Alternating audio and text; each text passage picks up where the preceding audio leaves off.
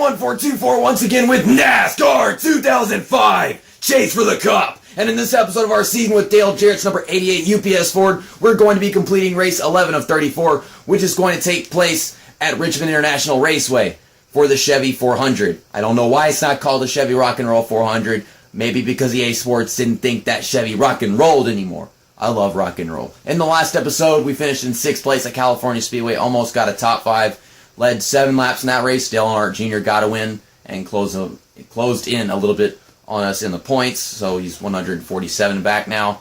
Richmond is kind of easy in NASCAR Thunder 2004. I don't remember how it is in this game, but I do remember it was just really fun to race here. Of course, I don't know how well we're going to qualify, but like always, I'm just going to assume that we're going to start on the pole. Okay, we're going to start where we finished in the last race, apparently. Unless I can make this lap better. Oh my goodness, I am sliding like crazy into turn 1. Don't know if that's going to help me. I don't know what's going to help me whenever it comes to a freaking NASCAR game.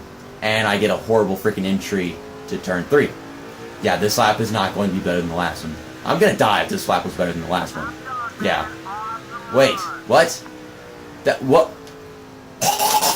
I got the pole by 9 thousandths of a second over Johnny Sauter of all freaking drivers. That's the 30 car. I remember racing the 30 car for a win at this track in NASCAR Thunder 2002 earlier this year. But the green flag's out and we're underway for 32 laps here at Richmond International Raceway. Dale Earnhardt Jr. has gotten to my inside. I'm going to let him by so I can get to the inside and not screw up my corner again. I haven't exactly adjusted to how this track is supposed to be raced yet, but I'll figure it out. Okay, going underneath Dale Earnhardt Jr. Gotta give me some room. Trying to get down to the right speed so I can finish the corner. Okay, we've cleared him. He's all over my freaking bumper. My mirror is so freaking cherry red. Golly, could not get the car to turn right there. And Dale Earnhardt Jr. just got to put me in the wall. This is 3/8 all up against the wall. Dale Earnhardt Jr., you sack of shit, what are you doing to me? And he brake checked me. And I'm trying not to go up on him off the corner because I have more respect for my opponents than he does, apparently. I mean, he goes right up on me off the corner. I'm giving him all the room that he needs so I don't push him into the wall. I guess we don't race the same. I always thought that Dale Jarrett was a little bit more of a dirty race car driver than Dale Earnhardt Jr. But nope. It's as if I'm Kyle Busch and he's got to dump me going into turn 1. Okay, we got the lead back as we come off of turn 2. Have I led a lap yet? I think I have. I don't even know. I'm too busy trying to focus on Dale Earnhardt Jr.'s location. Okay, I was not expecting it to be this intense fighting for the lead early on.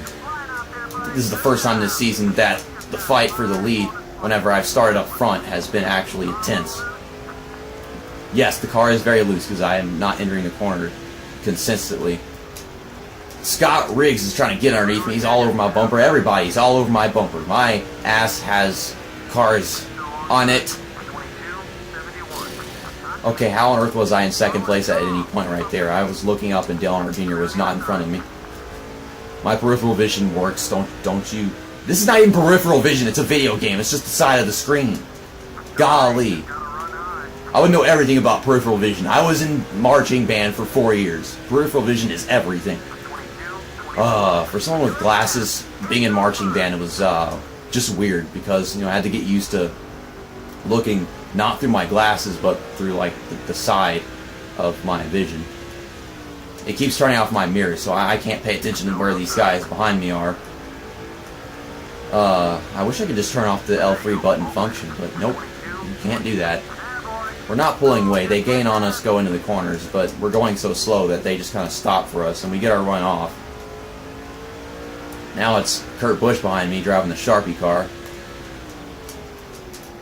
Oh, we're getting a little loose. I think Jeff Gordon just pushed Kurt Busch out of the way, or maybe he changed lines because he saw me getting loose. I don't know. I don't think they usually yield to stuff like somebody getting loose in front of them, but I might be wrong. I mean, I'm a horrible race car driver. What would I know about this fantastic video game that I don't like? And we don't mess up turn 3 that much. Now I can feel the tire. We're going up the track a bit right now. Jeff Gordon is all over my bumper. Golly, we've had so many passes for 2nd place rather than the lead. I mean, at first it was just me and Dale Earnhardt Jr., but Dale Earnhardt Jr. fell back and people have just been passing because they can't get around me. I bet if I was not in the lead right now, there would be a bunch of passes. Well, there wouldn't be very many passes for second place, and not even for the lead, I'm not sure. But yeah, I got really tight right there, so now Kurt Busch has gotten around me, so has Jeff Gordon. I'm kind of pushing Kurt Busch in the lead right now. This car is not handling well at all anymore due to the tire wear. Okay, don't overdrive the corner and shove Jeff Gordon. Okay, they are getting away from me now. Yeah, it's the tire wear. I don't think we're going to be able to get back in the lead until we've taken our pit stop, and hopefully that pit stop isn't absolutely horrible like it was last time. Last time I took my pit stop and I lost, how many positions was it? Like 7? No, it wasn't 7. It was 8 positions because I was in 5th place. I'm going a little too hard into the corners still, and I'm trying not to, so that goes to show how harsh the tire wear is. I'm trying not to turn as I'm hitting the brakes, because if I slow down and turn at the same time, that could get me spun. And I've spun at this frickin' track so many times in NASCAR Thunder 2004. I haven't done it in this game yet, but I don't want it to happen. That would be a horrible habit to carry on from another game. We're keeping our distance from them, but I don't think we'll be able to get back around them. I really don't. Not until pit stops. But like I said, who's to say that I'm not going to lose a bunch of spots because my pit crew always sucks for some reason. Our pit crew hasn't made a mistake this season. They've just been generally slow. Now Ryan Vickers is getting underneath me off the corner. And I'm stuck on the outside at the moment. Dale Earnhardt Jr. is getting around me as well because he's right behind him. I'm taking such a high entry. Okay, we're not going to hit the apron off the corner. That could ruin us. Now we're in 5th. We're still in the top 5. We could be in the exact same place that we were last time. As we go down pit road. Holy crud, that was an odd movement to get off the track. But I was going to say... I forgot what I was going to say. I hate forgetting what I was going to say. That is like the worst part of living a human existence. Whatever. I don't remember what I was going to say. But because people are going down pit road stuff, we're going to take the lead at the halfway point. I am going to go ahead and take a pit stop this time. I'm still severely pissed off that I forgot what I was going to say because Dale Earnhardt Jr.'s pit road entry was retarded. But, okay, let's... Off the track, there's no one behind us, so I don't have to worry about getting ass rammed. Okay, there we go. Decent pit road entry. I think if I had gone any faster, I would get a little tight and gone back up on the track again. So we'll get 4 tires, full tank of fuel. That is a ton of wedge right there. You know what? We'll keep it at 27 PSI, but we'll drop the wedge down a little bit because I think that is a little too tight. It's probably what's kept me from getting a grip off the corners. Though I figured it'd be going into the corners, I'd be losing grip there. You probably just saw Terry Labonte's paint scheme. It's really nice. It's all platinum and whatever. Yeah, throw that tire over the wall. Throw it over there. I like watching tires get thrown over walls. I don't know. I'm creating commentary, but it's got to be stupid commentary. Oh my god. Tony Stewart was going to get by me as I came off pit road, but I couldn't get the car to turn anymore without getting loose on the apron, probably. Wow. Car isn't turning yet. That is some horrible effect of fresh tires right there. And now Tony Stewart's getting around me on the inside. Or not. I mean, trying to clear him going to the corner somehow. Okay, we got that done. Looks like we'll have 9th as we pass Sterling Marlin, who's getting back onto the track. Never mind. He dive bombed the corner and spun me, you son of a bitch. Well, somebody's drinking a little too much Coors tonight. You know, I literally saw myself clear him as we came, you know, across the backstretch. But he stayed underneath me. He didn't check up or anything. I don't know why I wouldn't have been clear. I had the momentum going as we went down the backstretch to clear him, and apparently I wasn't even clear at all. But he damn sure just dive on the corner all the way from the bottom. Okay, no, we just took pit stops. Our tires are even worse on wear now because of what just happened. That sucked. That sucked. I have an LP to do with Sterling Marlin. It might be in this game for all I know, but golly, that's not making me want to do it any more than I previously did. Green flag's back out again. We're still in 9th place. At least Sterling Marlin's behind us. Okay, I dropped the wedge. Why does the car feel tighter? What? That's like using lubrication, but it's making sex harder. That's That's like Viagra that doesn't work. What is this? That's like the side effects of Viagra that actually happened to you. This is screwed up. This is not the 6 car. This is the 88 car. Our LP with the 6 car in NASCAR Dirt to Daytona can't happen until I have the game. I cannot believe this wedge adjustment has lost me grip. I mean, you know, grip going through the corners entirely. It's supposed to help me get the car turned better. Well, if anything, it would get my car looser and make me shoot up the track because I would be losing control. But no, it's just genuinely tight. Oh, okay. You getting sassy, you stupid freaking wedge. Okay, we're gonna spin.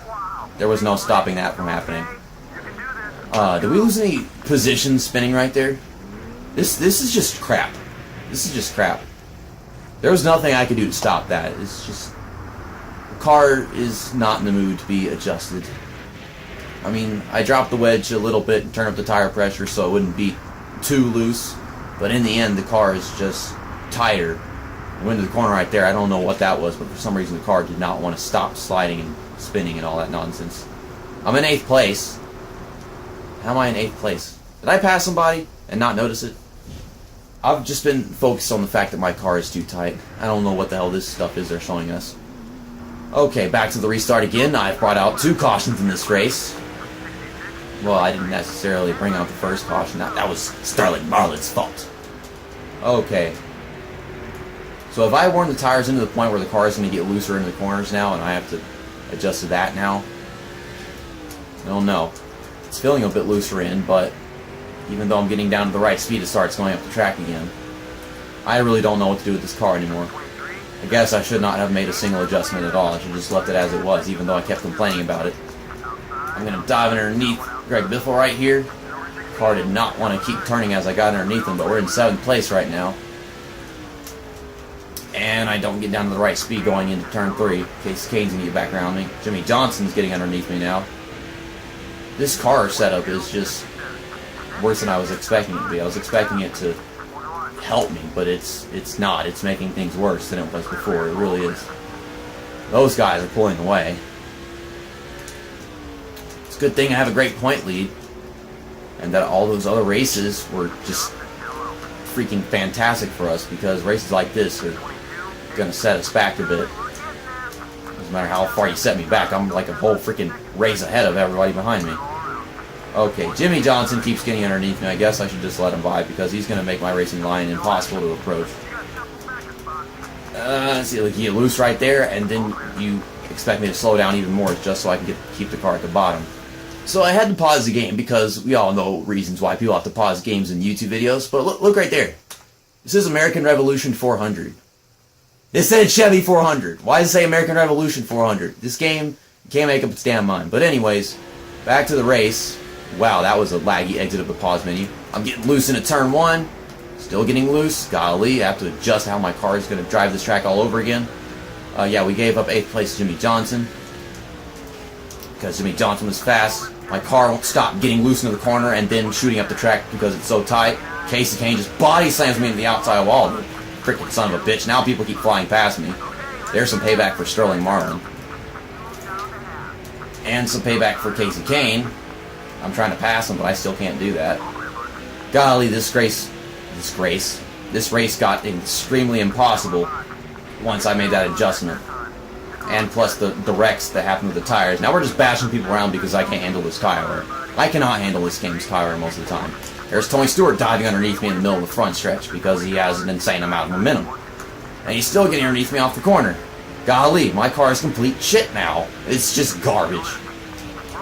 Scott Riggs is getting underneath me as we go into turn 3. I'm diving off the track because I'm trying not to lose control of the car. I don't know what happened to Scott Riggs, but he's not there anymore.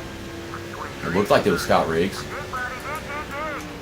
Trying to get 9th place back from Casey Kane. I just keep driving into Casey Kane. I've already gotten down to the right speed for the turn, but the car is still moving up the track. It just keeps doing that with these freaking tires. Okay, stop getting loose. Let me have control of the car. Okay, fine. Don't give me the control of the car. And Casey Kane crashes us both in the outside wall. And he's very pissed off at me. I'm trying so hard to have at least one spot. I can't race clean anymore. The tires don't want me to race clean. They want me to be a fuckwad. Golly, it's impossible. Oh, Casey Kane is out of sight. We're not getting that spot back. we're not getting our tire wear back either. Or our good handling back, at least. I don't know what to say. Jeff Burton's blocking me. I'm getting loose on the apron. Piece of shit. Get off of me. Pennzoil car. No one likes your Pennzoil car except for me. I don't know why I even bother saying that. I feel like it's Pennzoil car. I need to breathe before I make sentences. And car's still going up the track. Dang it. I'm trying to not lose so many spots. It's impossible to not lose spots because my car could not handle tire wear. I think it handled tire wear okay whenever I didn't make that adjustment. Well, I mean, I hadn't made that adjustment yet. I hate this game. Jeff Gordon started in 6th place and won this race. He led 15 laps, which I think might be the most laps led. Yes, it is. Kurt Busch started 9th and finished in 2nd. He led 5 laps. Matt Kenseth started in 15th and finished in 3rd. Ryan Newman started 4th and finished in 4th. Dale Earnhardt Jr. started in 3rd and finished in 5th. He led 3 laps. Okay, then. Jimmy Johnson started in 22nd and finished in 6th.